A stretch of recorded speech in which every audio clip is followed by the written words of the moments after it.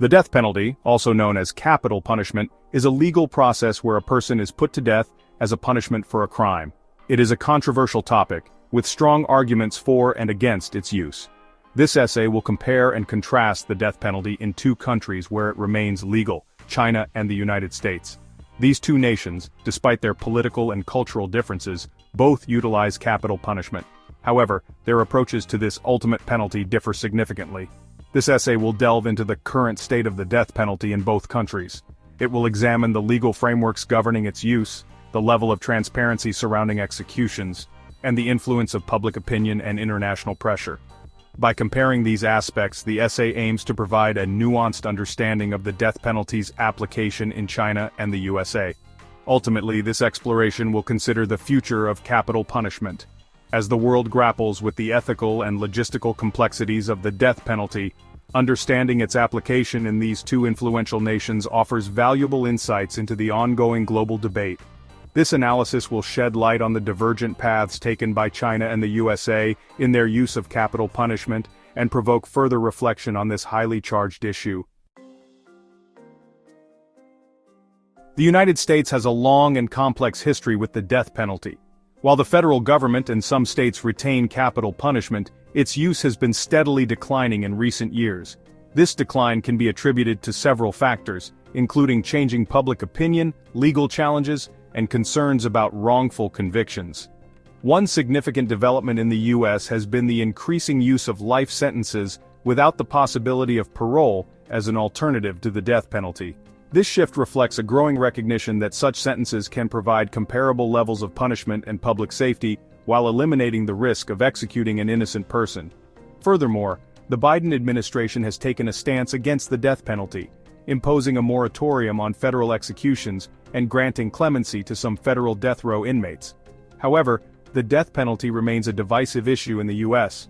While some states, primarily in the South, continue to carry out executions, others have abolished it or have moratoriums in place. This patchwork of laws and practices highlights the ongoing debate surrounding capital punishment in America. The use of nitrogen hypoxia as a new method of execution in some states, including Alabama, has further fueled controversy. Opponents argue that this untested method constitutes cruel and unusual punishment, raising fresh ethical and legal questions about the death penalty's application in the U.S. China is widely believed to be the world's leading executioner. Although the exact number of executions remains a state secret, the Chinese government maintains a high level of secrecy, making it difficult to obtain accurate data. It is estimated that China executes thousands annually for a wide range of crimes. The death penalty is applied to non-violent crimes like corruption and drug trafficking. This distinguishes China from countries like the U.S., where it is reserved for severe crimes. The government argues it is necessary for maintaining social order and deterring crime. Human rights groups raise concerns about the lack of transparency and due process. They argue that secrecy increases the risk of wrongful convictions. China's use of the death penalty extends into political control. The government has threatened capital punishment against advocates for Taiwan's independence. The legal frameworks governing the death penalty in China and the United States present a stark contrast, reflecting their divergent political systems and values. The U.S., with its emphasis on individual rights and due process, has a more elaborate and lengthy legal process for capital cases. In the U.S., capital trials involve a bifurcated process with separate guilt and sentencing phases. Defendants have the right to a jury trial, the right to legal representation, and the right to appeal their sentences. The appeals process can take years, even decades, and often involves scrutinizing the trial court's handling of evidence, jury selection, and the defendant's legal representation. This multi-layered system aims to ensure that the death penalty is imposed fairly, and only in cases where there is no reasonable doubt about the defendant's guilt. In contrast, China's legal system prioritizes social order and the collective good over individual rights. While China's criminal procedure law guarantees certain rights to defendants, including the right to legal counsel, these rights are often not fully upheld in practice, particularly in capital cases. The Chinese legal system lacks the same level of judicial independence and adversarial process found in the U.S.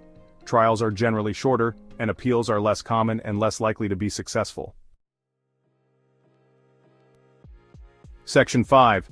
Transparency and access to information. Transparency and access to information surrounding the death penalty differ significantly between China and the United States. The U.S. operates a relatively transparent system, with information about executions, death row populations, and legal challenges publicly available. Various organizations, such as the Death Penalty Information Center, track and disseminate data on capital punishment, making it readily accessible to the public, researchers, and policymakers.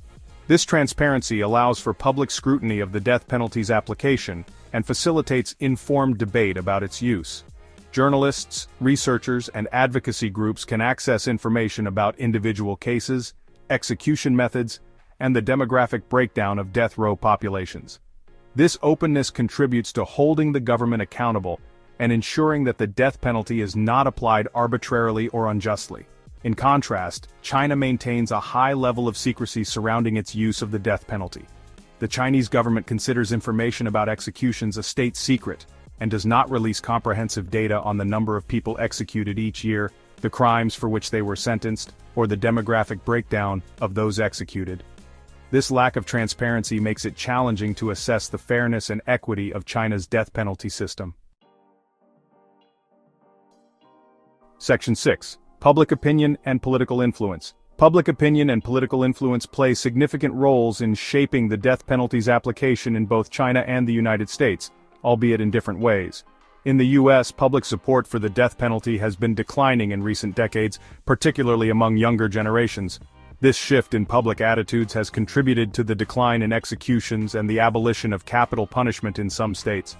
Political leaders in the U.S. often reflect and respond to public sentiment on the death penalty. For instance, the Biden administration's moratorium on federal executions and clemency actions align with the views of a significant portion of the American public who oppose capital punishment. However, the death penalty remains a politically charged issue, with some elected officials, particularly in conservative states, continuing to support its use. In China, public opinion on the death penalty is more difficult to gauge due to the lack of independent polling and the government's control over information. However, available data suggests that there is relatively strong public support for the death penalty in China.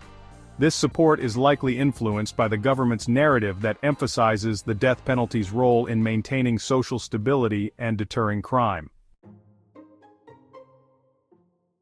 Section 7. International pressure and human rights concerns. International pressure and human rights concerns have increasingly focused on the use of the death penalty worldwide, including in China and the United States. The global trend has been towards abolition, with a growing number of countries abolishing capital punishment in law or practice. International organizations, such as the United Nations and the European Union, have called for a moratorium on executions and urged countries to move towards abolishing the death penalty. The U.S., while retaining the death penalty, has faced criticism from international human rights groups for its continued use of capital punishment. These groups argue that the death penalty is a violation of the right to life and constitutes cruel and unusual punishment. They also point to the risk of wrongful convictions and the disproportionate impact of the death penalty on marginalized communities. China's use of the death penalty has drawn even sharper condemnation from the international community. The secrecy surrounding executions, the broad range of capital offenses, and the lack of due process in many cases have raised serious human rights concerns. Despite international pressure, the Chinese government has defended its use of capital punishment, arguing that it is consistent with Chinese law and cultural norms. Section 8. The future of capital punishment. The future of capital punishment in both China and the United States remains uncertain. In the U.S., public support is waning and legal challenges persist. The Biden administration signals a potential shift at the federal level. China's stance is less likely to change soon. The government views it as necessary for social order. Technology raises new ethical and legal questions. It could reduce bias but also exacerbate inequalities. Section 9. Conclusion. The death penalty in China and the United States, while sharing the commonality of being a legal punishment, diverges significantly in its application, transparency, and the factors influencing its use. The U.S., with its emphasis on individual rights and due process, has a more transparent and legally complex system for capital punishment, albeit one that continues to face scrutiny and challenges. China, on the other hand, operates a highly secretive system with a broader range of capital offenses and a greater emphasis on social order over individual rights. The future of capital punishment in both countries remains uncertain, but the global trend towards abolition and the increasing focus on human rights suggests that the death penalty is likely to remain a contentious and evolving issue for years to come. As technology continues to advance and reshape the criminal justice system, it will be crucial to carefully consider its potential impact on the use of the death penalty and to ensure that any technological advancements are implemented ethically and justly.